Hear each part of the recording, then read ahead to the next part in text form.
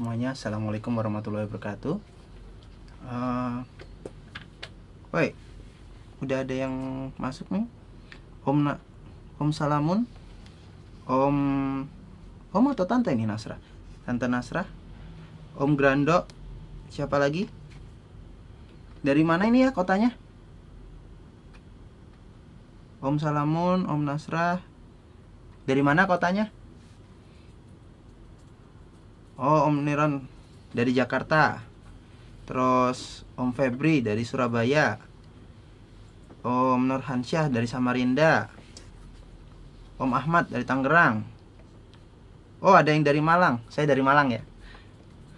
Om Dana dari Malang. Om Tusino dari Bandung. Oke. Tante Desi dari Lumajang. Halo Om Johansyah. Lalu Om Chandra dari Pekanbaru. Om Alex dari Semarang. Om Christopher. Oke. Gimana?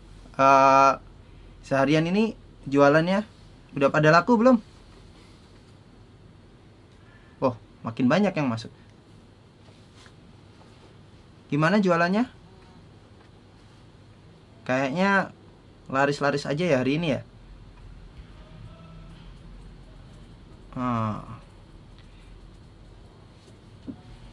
Jualannya apa aja sih sebenarnya hari ini? Lancar.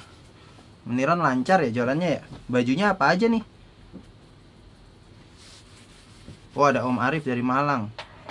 Ayo share dong, hari ini jualannya apa aja? Wow, ada yang kehabisan barang Om Tusino. Fashionnya apa aja Om Niron?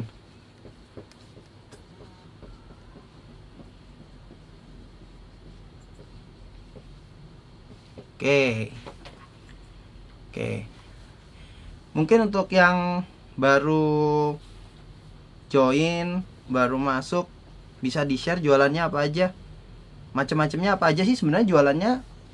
Om sama tante ini apa aja sih? Oke.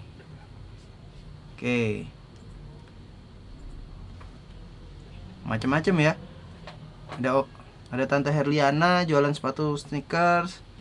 Om Dana aksesoris laptop. Oh, ada yang jualan coklat branded. Tante Emma ya. Tante Desi jualan jilbab. Oke. Gimana jualannya? Lancar? Ada masalah nggak? Kan banyak tuh macam-macamnya. Masalah nggak kira-kira?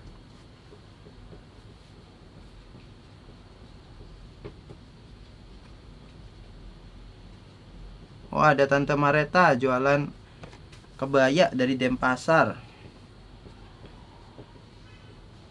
Oh, banyak ini banyak apa?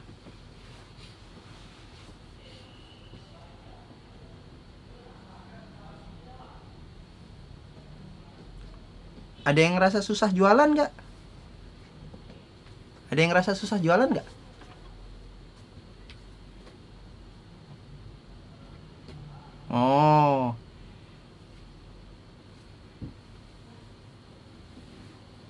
Oh, ya nanti banyak ya masalahnya ya. Nanti kita bakal bahas deh selanjutnya di topik selanjutnya. Oke, pertama-tama kenalin dulu. Nama saya Diwa. Saya dari tim Trust. Tim Trust ini satu divisi yang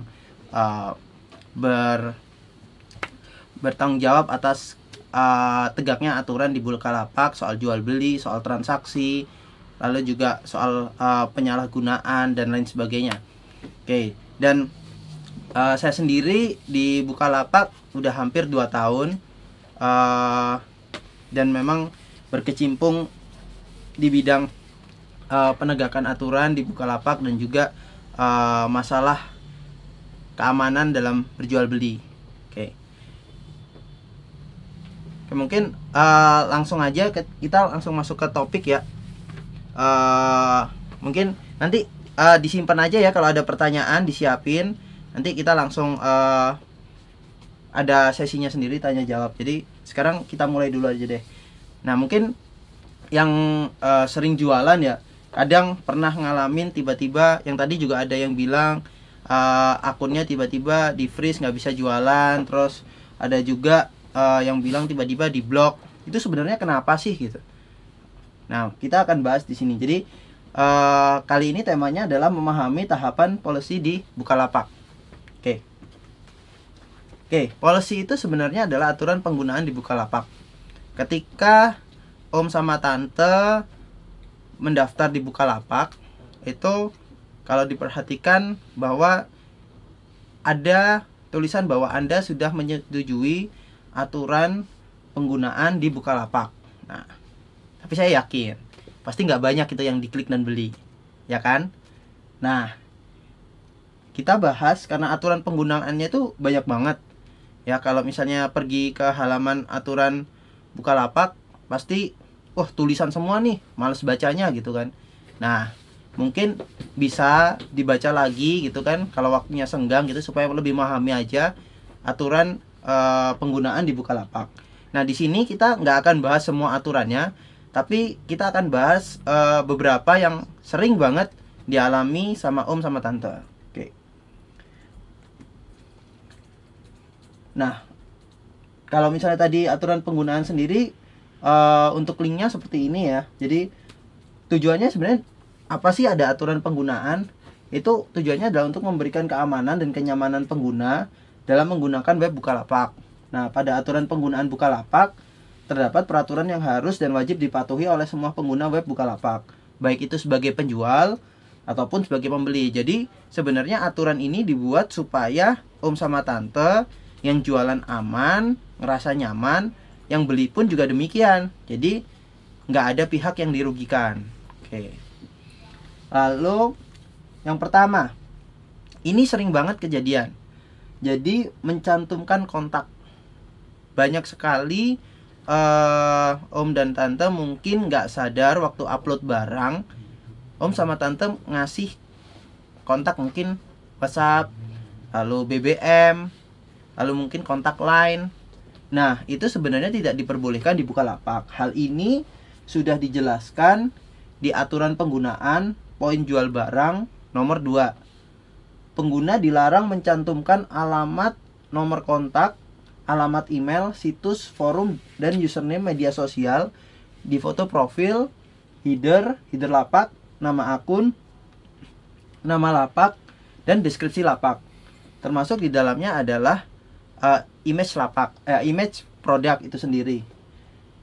Nah, kalau misalnya terkena seperti ini, pelanggaran yang terjadi, maka sebenarnya Om Tante langsung mengetahui karena kita memberikan pesan seperti ini. Jadi di sini kita jelaskan barang tersebut diblokir karena alasan berikut. Nah, alasannya adalah mencantumkan alamat, nomor kontak, ID, PIN, username, sosial media. Jadi seperti itu. Oke.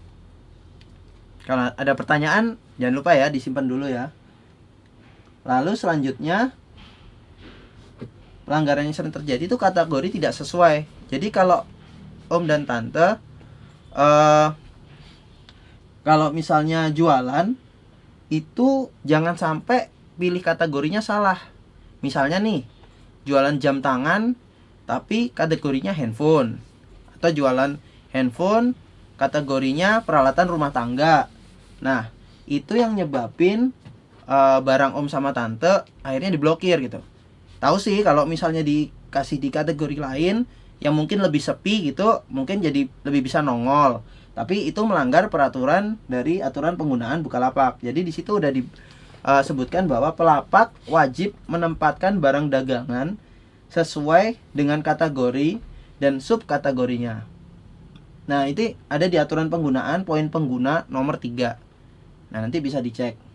Jadi dari sini mungkin dari Om sama Tante udah bisa jelas. Maksudnya ini tuh yang paling sering terjadi 2. Tapi ini masuk kategori pelanggaran yang bisa dikoreksi. Jadi kalau misalnya Om sama Tante mendapat pelanggaran dua pelanggaran ini, Om sama Tante bisa melakukan edit yang nantinya setelah selesai diedit, tim policy Bukalapak akan mengecek apakah editnya sudah benar, diubah sudah benar, dan setelah itu produk dari Om sama Tante bakal diaktifkan kembali.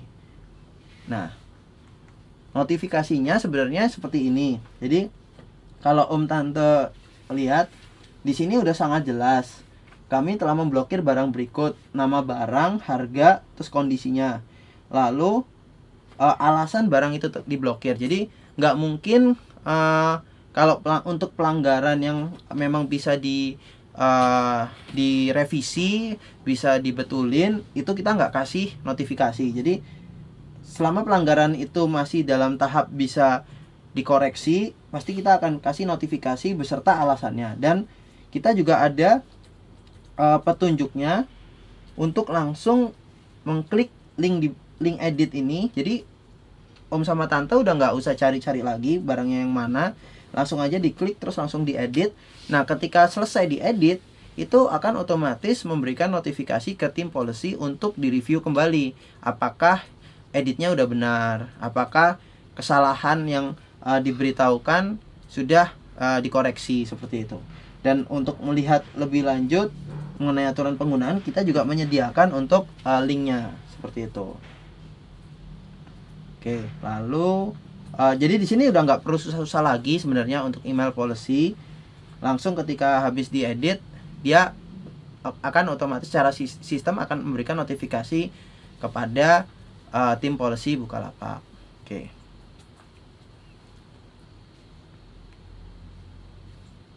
Oke. Masih jelas ya? Masih kelihatan? Oke.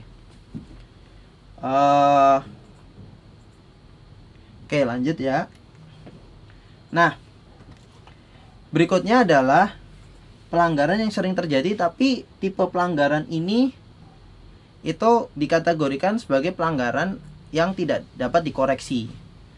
Jadi salah satunya adalah barang tidak relevan. Nah, apa sih sebenarnya barang tidak relevan? Barang tidak relevan itu adalah barang-barang yang tidak boleh diperjualkan di Bukalapak, tetapi barang itu bukan barang terlarang. Nah, contoh misalnya menjual jasa gitu. Misalnya jasa babysitter, atau mungkin jasa misalnya pijit rumahan. Nah, yang seperti itu tidak diperbolehkan karena tidak relevan. Mengapa seperti itu? Di aturan penggunaan sudah dijelaskan bahwa Bukalapak hanya mengizinkan jual beli barang yang bisa dikirim melalui jasa pengiriman atau jasa ekspedisi, sehingga jasa dan kerjasama dagang itu tidak dapat diperdagangkan melalui Bukalapak, kecuali sudah ada kerjasama dengan Bukalapak. Misalnya contoh, sekarang Bukalapak sudah mulai jualan pulsa, sudah mulai jualan tiket pesawat, sudah mulai jual tiket kereta. Awalnya kalau memang itu dijual secara perorangan, memang tidak diperbolehkan oleh aturan penggunaan di Bukalapak. Oke. Lalu berikutnya, nah, barang terlarang. Barang terlarang di sini itu barang yang memang dilarang oleh undang-undang untuk diperjualbelikan. Dan ini sangat luas. Sangat luas dalam arti memang untuk listnya sendiri sangat banyak. Nanti mungkin bisa langsung dibaca untuk list barangnya apa aja, tapi tidak menutup kemungkinan hanya terbatas pada pada list barang yang ada di aturan penggunaan. Jadi Bukalapak telah dan akan terus melakukan hal-hal sebagaimana dipersyaratkan oleh perundang-undangan untuk mencegah terjadinya perdagangan barang-barang yang melanggar ketentuan hukum yang berlaku dan atau hak pribadi pihak ketiga. Jadi di sini yang dilarang oleh undang-undang kan biasanya ada penambahan. Nah, kita acuannya adalah undang-undang. Jadi kalau misalnya ada yang tiba-tiba jualan binatang langka gitu, mungkin dulu belum langka gitu, terus sekarang udah langka, jadi tidak boleh diperjualbelikan. Lalu di sini juga ada berlaku untuk hak pribadi pihak ketiga. Di sini tentang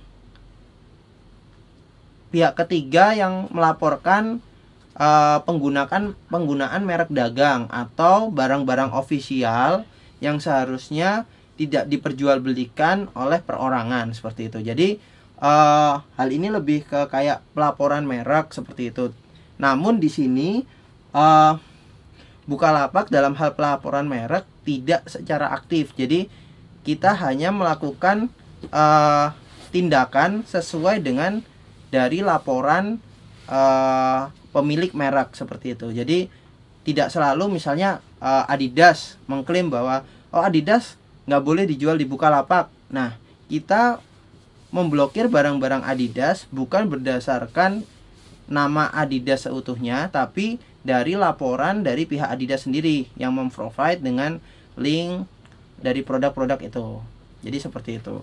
Itu ya kira-kira. Nah, untuk yang dua terakhir ini tadi, untuk barang yang tidak relevan dan barang terlarang, karena ini dikerjakan secara sistem, jadi ini bukan manually tidak manual di screening gitu ya. Jadi nggak manual dipilihin satu-satu gitu, enggak. Kita ada sistem yang mengecek semua barang yang diupload di Bukalapak, dan dari situ jika ada kategori-kategori yang ada di sini itu terpenuhi, maka dia akan secara otomatis memblokir barang tersebut. Nah, diblokirnya ini benar-benar tanpa sadar oleh pemilik barang. Mengapa demikian? Karena dari sisi pelanggarannya sendiri termasuk pelanggaran yang tidak dapat dikoreksi. Contoh, nggak mungkin kan kalau misalnya jualan barang tidak relevan terus habis itu barangnya diganti. Nah, berarti kan sama aja dengan upload baru. Makanya kenapa barangnya langsung kita blokir seperti itu. Jadi nggak mungkin kalau misalnya kalau barangnya tidak relevan kita kasih tahu tolong diedit ya. Apanya yang mau diedit kan? Barangnya emang tidak relevan gitu. Jadi instead of tidak memberikan notifikasi, jadi kita langsung blokir gitu. Sama juga dengan barang terlarang, misalnya jualan senjata tajam, itu juga nggak mungkin diedit kan, karena barangnya emang nggak boleh dijual gitu.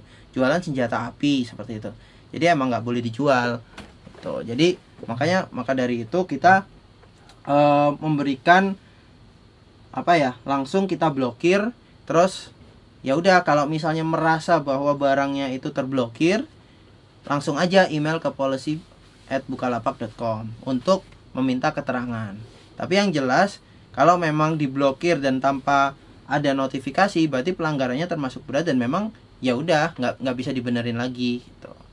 Seperti itu. Oke, lalu berikutnya nah, ini panduan keamanan ini bonus ya sebenarnya ya. Jadi saya agak prihatin melihat akhir-akhir ini banyak teman-teman mungkin dari om dan tante juga mungkin ada yang merasa ditipu gitu.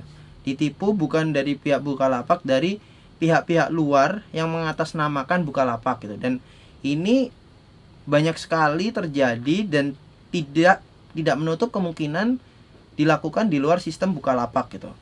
Bahkan ketika di dalam sistem itu sendiri, itu pun menggunakan chat yang memang bisa diakses oleh semua orang gitu. Jadi hal ini mungkin bukan hal lama ya, karena kalau kita lihat, kalau kita tarik 5 tahun ke belakang itu mungkin banyak om tante masih ngerasain dulu penipuan lewat SMS gitu. Hadiah dari bank-bank tertentu, hadiah dari provider kartu HP kayak gitu. Jadi sebenarnya modusnya sama, modusnya nipu, modusnya itu nyuruh transfer, modusnya itu masih tetap supaya mereka bisa mendapatkan uang dari om tante dengan kedok hadiah atau iming-iming. Jadi di sini diharapkan om dan tante juga tidak gampang tergoda ya, karena hadiah dan lain sebagainya itu jikalau dari Bukalapak sendiri itu mau memberikan, pasti itu melalui channel resmi seperti email atau menggunakan media sosial. Jadi nggak mungkin kita nggak ada pengumuman apapun tiba-tiba kita ngasih hadiah ke orang gitu. Kita kasih tahu Anda menang hadiah 100 juta gitu. Nah, itu mencurigakan gitu. Karena setiap ada event apapun, Bukalapak selalu memberikan pengumuman terlebih dahulu seperti itu. Nah, oke. Nah, mungkin lebih enak kalau misalnya kita tonton videonya aja ya. Mungkin. Oke.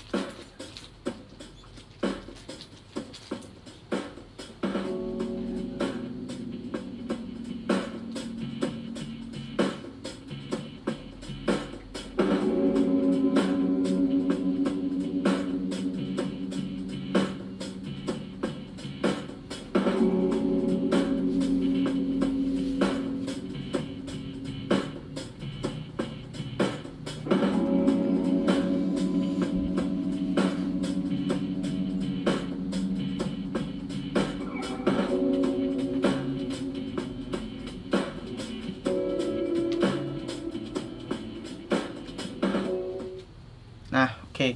Jadi itu tadi ya video dari Bukalapak soal keamanan. Jadi kalau kita lihat tadi, pastikan linknya itu beneran Bukalapak gitu. Jadi nggak ada embel-embelnya bukalapak.apa.apa.com atau misalnya event hadiah .bukalapak.com seperti itu. Jadi linknya pastikan benar-benar bukalapak.com seperti itu.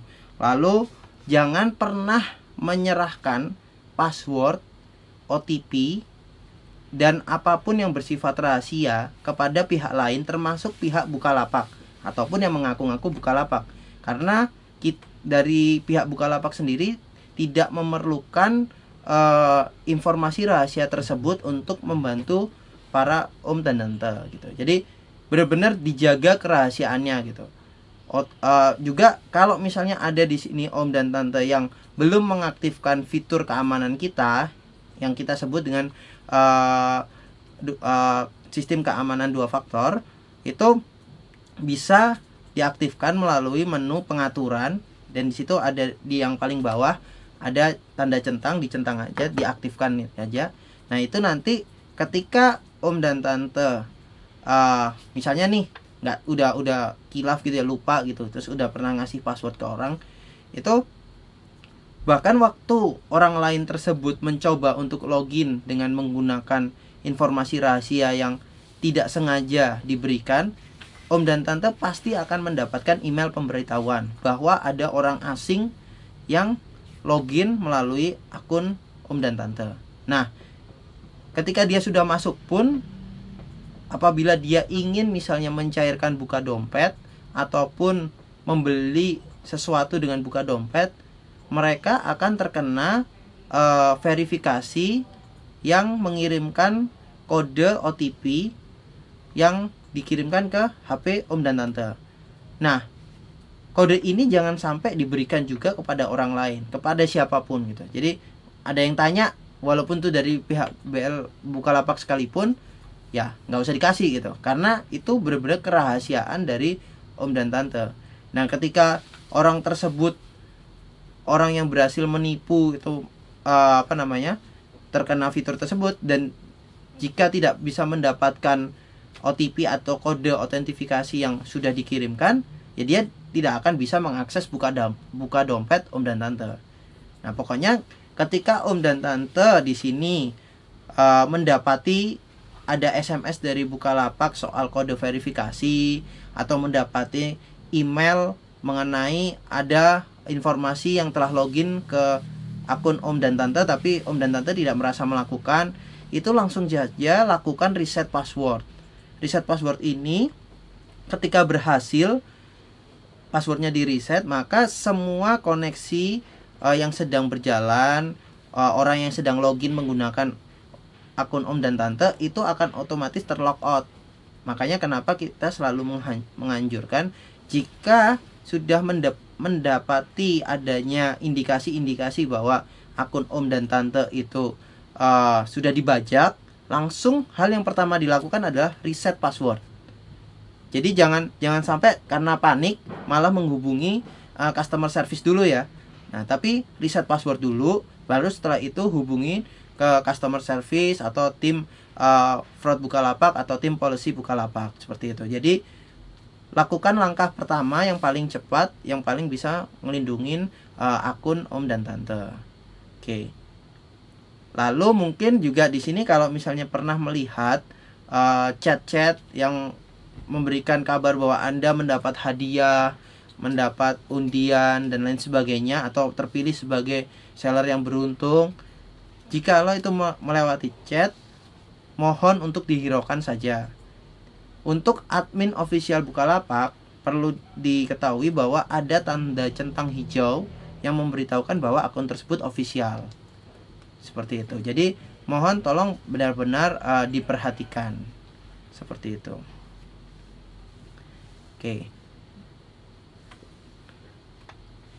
Oke, mungkin selanjutnya kita bisa langsung ke sesi tanya jawab ya. Jadi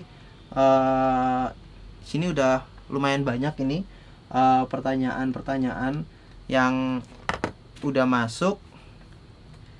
Oke, saya lihat dulu.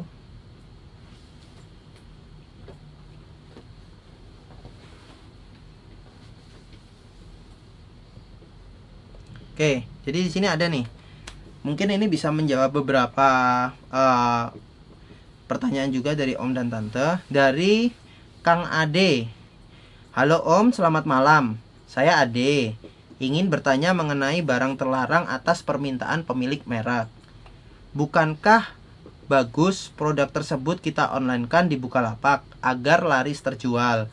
Tetapi kenapa di-ban ya?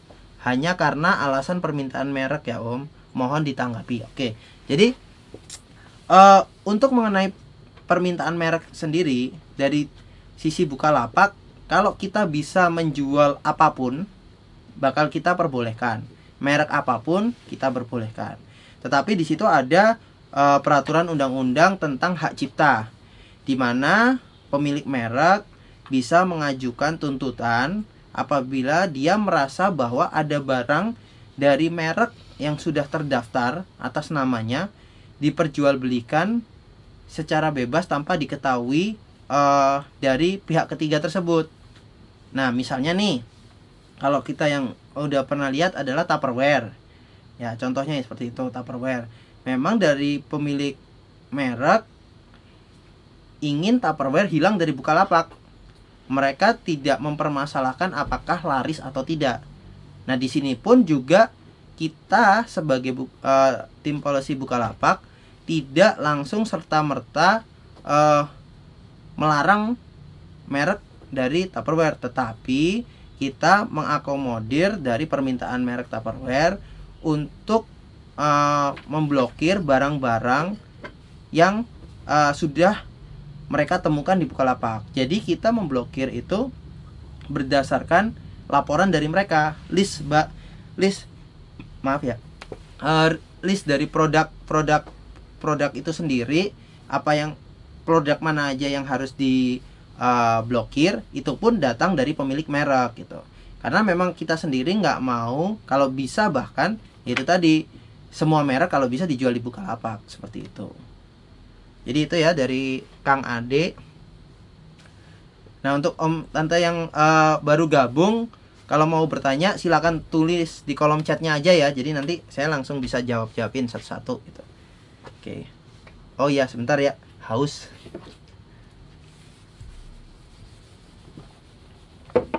Oke. Lalu pertanyaan berikutnya.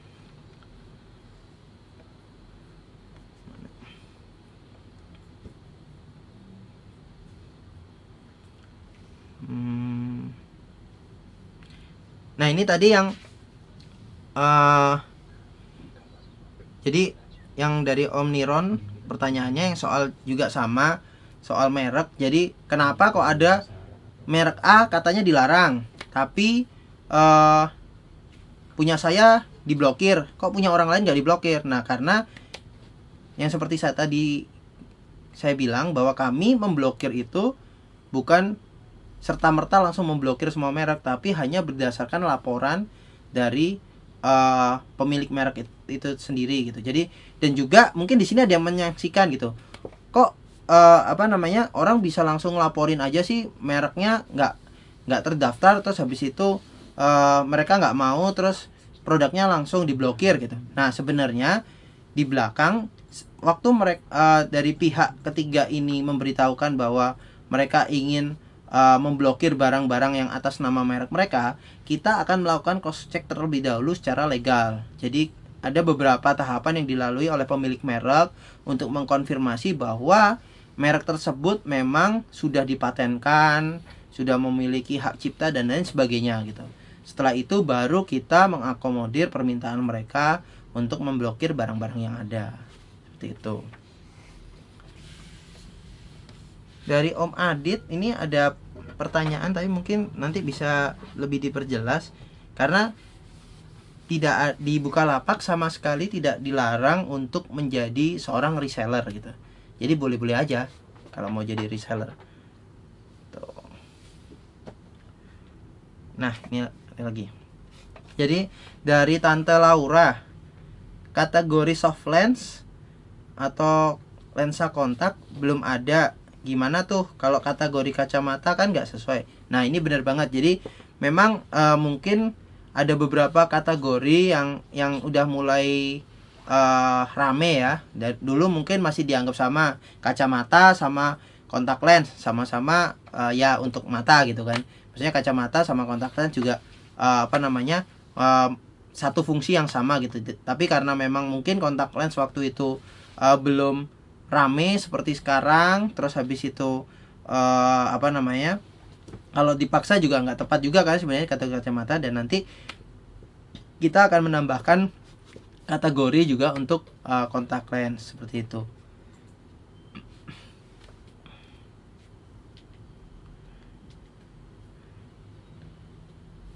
Nah ini dari Om Aulia. Jadi kalau masukin link YouTube dan nomor BPOM boleh nggak? Nah ini sebenarnya kalau link eksternal itu kurang disarankan, karena itu bisa membuat keluar dari sistem Bukalapak. Tapi justru kalau untuk nomor BPOM itu sangat dianjurkan, karena itu untuk mencegah kita menyeleksi terutama untuk obat-obatan, makanan dan lain sebagainya, supaya kita bisa memastikan bahwa produk yang dijual itu memang sudah terdaftar seperti itu. Jadi itu kalau untuk nomor BPOM malah sangat dianjurkan.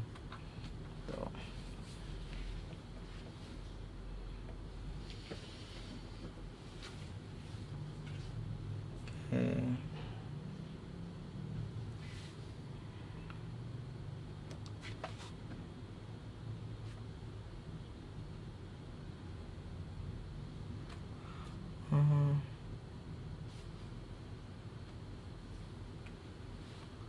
Nah, mungkin ini ya dari Tante Yuliana Rulita Windiawati. Nah, ini sebenarnya tadi related sama pelanggaran salah kategori.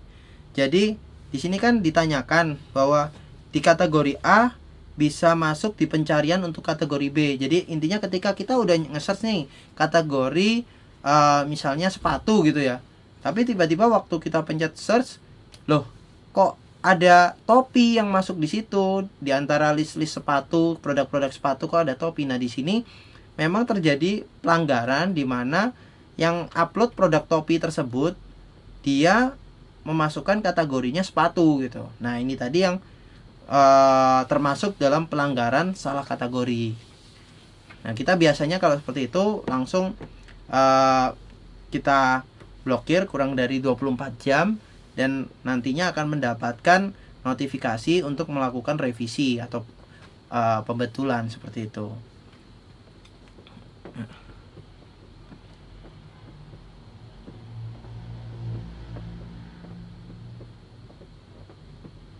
Oke, lalu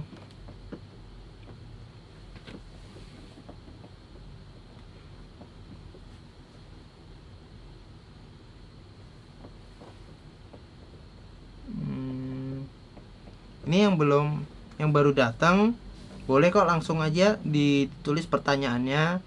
Jadi bisa langsung saya jawab.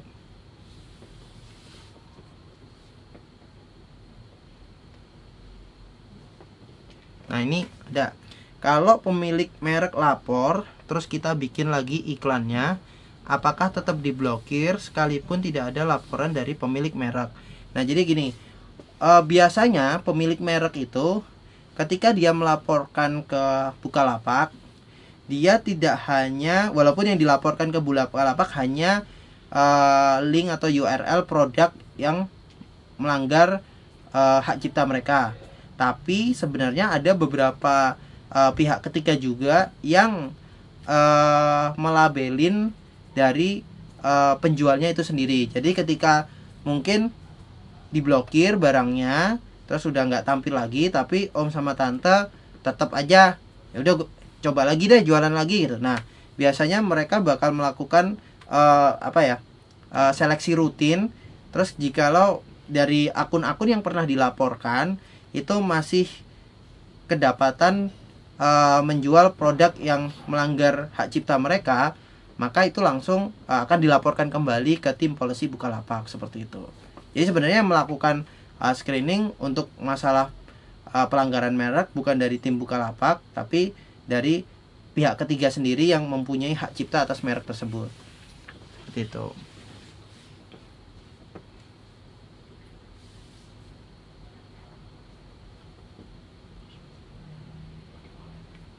Oke.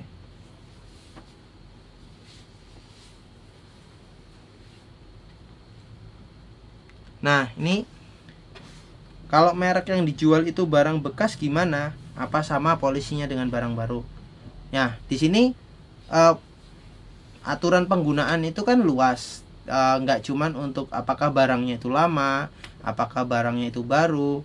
Nah, tapi ada peraturan-peraturan yang memang spesifik untuk barang baru, dan juga ada peraturan-peraturan yang mungkin spesifik untuk second hand atau barang bekas, seperti itu. Jadi mohon dibaca aja, itu aturan penggunaannya cukup lengkap di situ. Oke.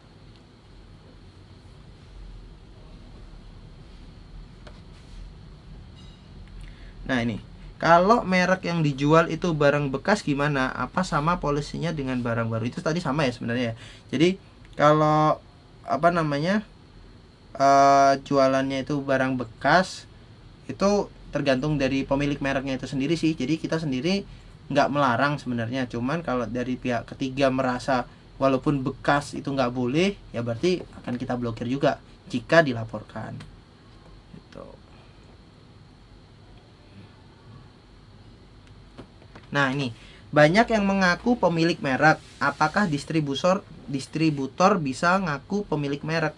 Nah, seperti yang tadi dibilang, kita nggak cuman asal meladenin jikalau ada permintaan atau request dari yang mengaku bahwa memiliki merek. Misalnya kayak Adidas, terus ada yang ngaku saya distributor utama Adidas di Jakarta atau dimanapun gitu, di Indonesia, di Asia Tenggara, karena seperti itu. Nah, dari situ kita nggak serta-merta langsung mengakomodir permintaan mereka. Kita pasti akan mempertanyakan legalitasnya. Terus bagian mana dari legalitas tersebut, misalnya ada surat-surat penunjukan sebagai distributor yang memperlihatkan bahwa yang boleh menjual barang tersebut adalah distributor A, misalnya seperti itu. Jadi kalau memang tidak ada klausa yang menunjukkan bahwa barang tersebut hanya boleh diperjualbelikan oleh distributor, maka kami tidak akan memblokir merek-merek dari barang tersebut.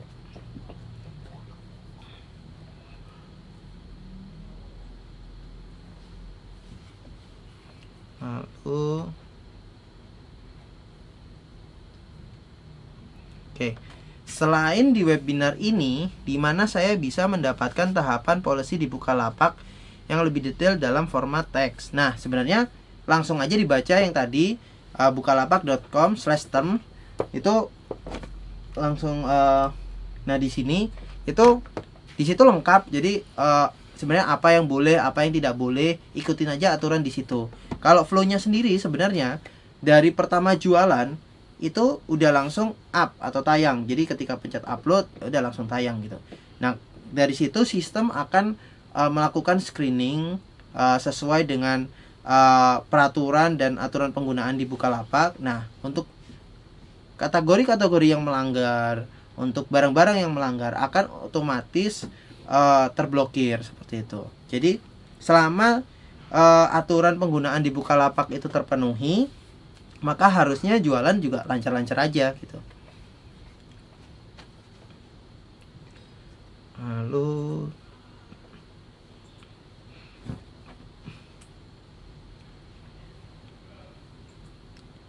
nah, gimana Om kalau ada calon pembeli menanyakan alamat lapaknya? Nah, ini sebenarnya dikembalikan ke dari penjual sendiri. Jadi apakah mau memberitahukan atau tidak, tapi yang jelas berarti itu udah di luar wewenang dari Bukalapak itu sendiri. Dan jika terjadi sesuatu dalam prosesnya, kita harapkan bahwa dari Om dan Tante sudah mengetahui resikonya seperti itu. Dan sebenarnya kalau alamat sendiri ketika sudah mengirim barang, maka di situ akan terlihat alamat dari pengirim sendiri.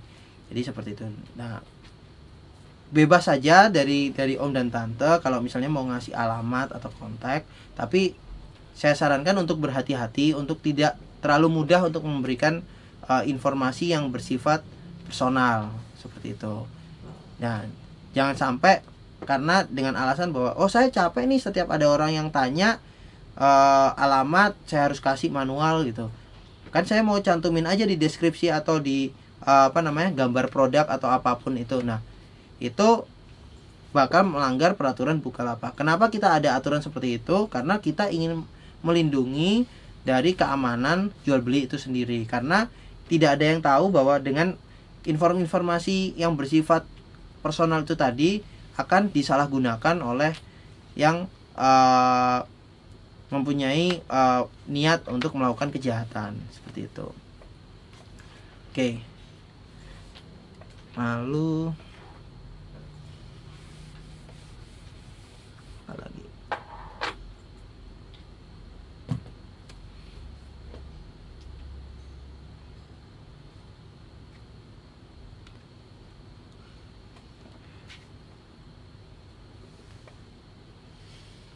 Oke, jadi di sini mungkin juga ada pernah yang mengalami ya. Mungkin bukan di sini dari Bro Ivan tanyanya akun saya terblokir yang mungkin disebabkan saya belum melakukan perubahan nomor telepon. Bagaimana cara mengaktifkannya kembali? Adakah kontak email yang saya bisa hubungi? Jadi gini, kalau masalah nomor telepon itu sama sekali tidak pernah atau tidak akan menyebabkan akun Anda terblokir. Itu satu. Akun terblokir itu akan terjadi bila kita menemukan suatu kejanggalan pada akun tersebut, dan kita pasti akan memberikan informasi atau mengirimkan email mengapa akun tersebut kita blokir. Nah, tapi kalau yang disebutkan adalah diblokir bahwa tidak bisa jualan tapi tetap bisa login, nah mungkin coba cek emailnya, pasti kita udah kirim notifikasi alasan mengapa Anda tidak bisa berjualan. Lalu kalau yang terjadi adalah pemblokiran di dompet, buka dompet, tapi tetap bisa login, tetap bisa jualan, maka kemungkinannya adalah akun Anda ada indikasi sudah dibajak orang, dan dari tim Bukalapak berusaha untuk mengamankan buka dompet Anda supaya tidak dihabiskan atau dikuras oleh sang pembajak akun itu tersebut. Nah, dari situ biasanya kita menganjurkan untuk mengganti password dan mengganti nomor telepon. Jika nomor telepon itu sudah tidak aktif, Anda bisa langsung menghubungi validasi@bukalapak.com untuk meminta bantuan mengganti nomor telepon secara manual seperti itu.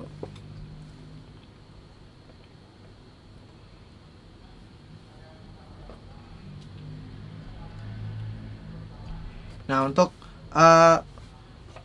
apa boleh kita membuat merchandise dengan logo Bukalapak dari ini Tante Ihsan atau Om Ihsan ya? Oke, Om Ihsan ya.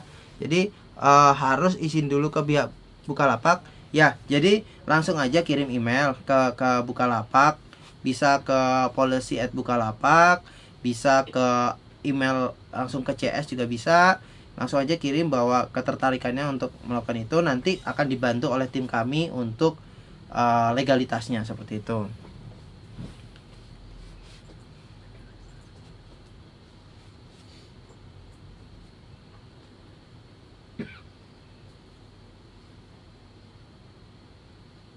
Nah, dari Om Zal sendiri ada pertanyaan, apakah ada aturan atau polisi khusus untuk produk buatan sendiri yang belum memiliki merek? Nah, untuk barang-barang yang original buatan dari Om dan Tante, produk UKM, itu sebenarnya ya bebas saja diperjualbelikan selama tidak melanggar aturan dan penggunaan di Bukalapak. Untuk aturan khususnya mungkin belum ada yang spesifik, tapi yang jelas selama itu barang original yang dihasilkan harusnya tidak akan pernah terkendala oleh pelanggaran hak cipta, kecuali ada yang sudah mematenkan hak cipta atau merek tersebut yang mungkin tidak diketahui Om sama Tante, jadinya mungkin akhirnya mereka melakukan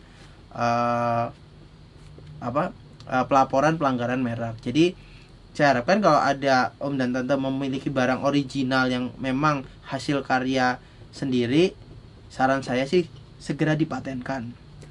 Seperti itu. Nah, jadi gini ya.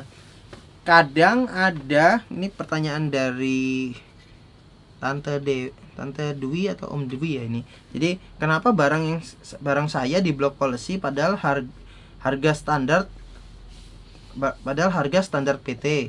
Saya distributor produk tersebut dan sudah kirim email ke polisi. Jadi ada pemilik merek yang mungkin tidak tahu bahwa orang yang berjualan di Bukalapak itu sendiri adalah distributor utamanya gitu.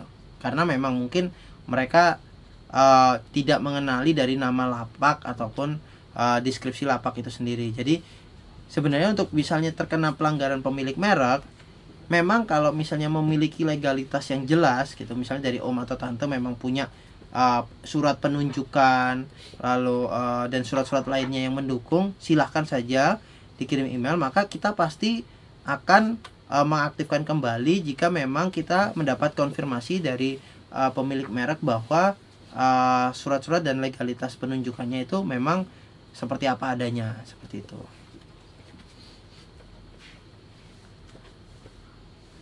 Oke, dari Om Rudolf itu ada, kalau masukin link YouTube dalam deskripsi boleh nggak? Tujuannya sebagai edukasi pembeli.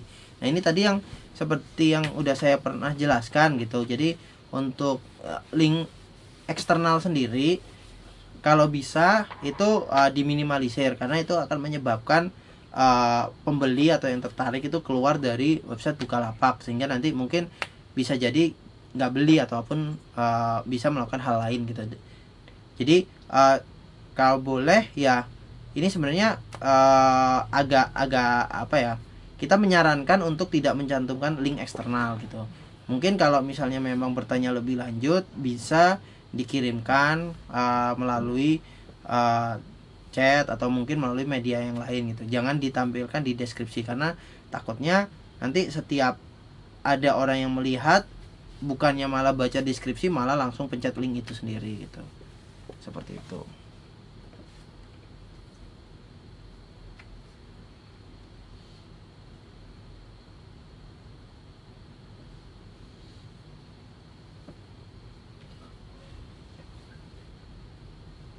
Nah, ini tadi dari Tante Niron tanya soal itu ya, desain atau jiplakan dari baju, sablon baju gitu.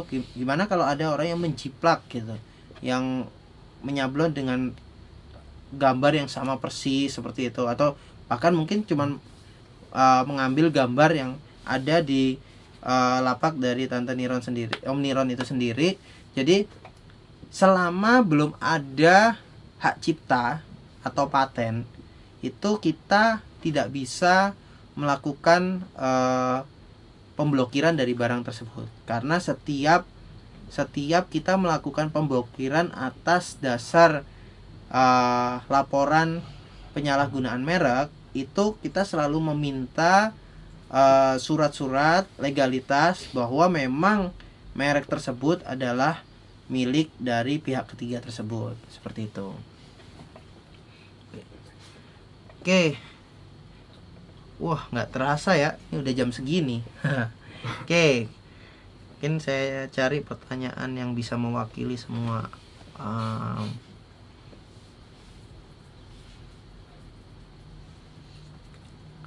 Mana ya?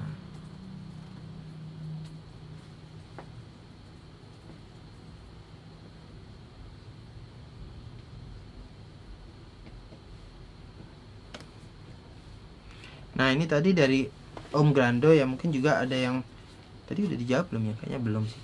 Nah, banyak yang merasa bahwa kok barang saya sama sekali nggak ada hubungannya dengan pemilik merek, nggak ada deskripsinya, tapi kok saya dilaporkan sebagai pelanggaran pemilik merek. Nah, ini beberapa terjadi karena dari pihak ketiga itu tersebut kadang terlalu strict gitu. Jadi mungkin hanya karena pernah menjual itu, maka ketika ada barang lain itu tiba-tiba dilaporkan gitu. Nah, dan list dari produk itu sendiri yang dilaporkan oleh pemilik merek itu nggak cuman satu atau dua link ya, tapi bisa jadi ribuan gitu. Jadi kayak 3.000 link gitu sekali lapor, atau 10.000 link gitu. Dan kita harus melakukan take down dari link-link tersebut. Nah, terkadang memang ada miss satu atau dua link yang ternyata sama sekali nggak ada hubungannya gitu. Nah, itu kalau misalnya Om dan Tante merasa seperti itu, langsung laporkan saja ke polisi @bukalapak. Kita pasti akan bantu langsung diaktifkan kembali. Jadi seperti itu. Oke, mungkin itu ya untuk pertanyaan-pertanyaan malam ini. Nah, mungkin ada merasa banyak pertanyaan yang belum dijawab, itu nanti kita akan jawab di channel khusus. Semua pertanyaannya pasti akan dijawab. Jadi tenang, nanti akan ada Telegram channel yang akan dikirim ke email dari Om dan Tante. Nanti akan dijawab situ. Terus untuk selanjutnya hari Kamis itu ada webinar tanggal 27 April jam 7 malam, sama ya. Itu bersama Mas Yudhistira. Jadi Mas Yudhistira ini dari Sales Promotion Manager di Bukalapak, yang akan menginformasikan soal promosi-promosi apa aja sih yang bakal ada di bulan Ramadan nanti. Karena kan bulan Ramadan udah bulan depan tuh. Jadi kita semua pasti pingin, Om dan Tante juga pingin dong barang-barangnya cepat laris gitu kan. Apalagi yang berhubungan sama puasa dan Ramadan gitu. Oke, mungkin sekian dari saya, dari tim Trust. Semoga membantu Om dan Tante untuk memahami tahapan policy di Bukalapak, dan supaya harapannya tidak banyak lagi produk-produk atau akun Om dan Tante yang diblokir karena melakukan pelanggaran dari aturan penggunaan Bukalapak itu sendiri. Oke, jadi sampai ketemu lagi. Jangan lupa saksikan Kamis besok di jam yang sama. Terima kasih. Buka aja Bukalapak.